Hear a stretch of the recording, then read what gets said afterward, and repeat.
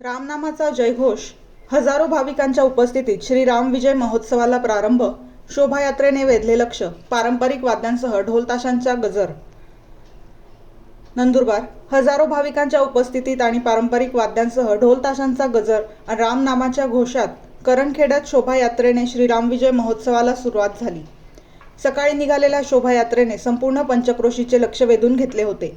3 दिवस चालणाऱ्या महोत्सवाने भाविक भक्त भक्तिरसात न्हाऊन निघाले आहेत.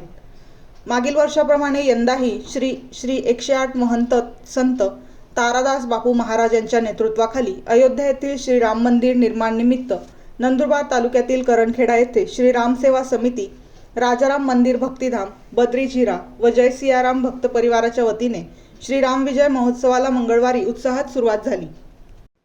शोभायात्रेला सुंदरदे गावातील गणपती मंदिरापासून 9 वाजेला सुरुवात झाली. शोभायात्रेच्या सुरुवातीला संत तारादास बापू यांनी पूजा अर्चा केली.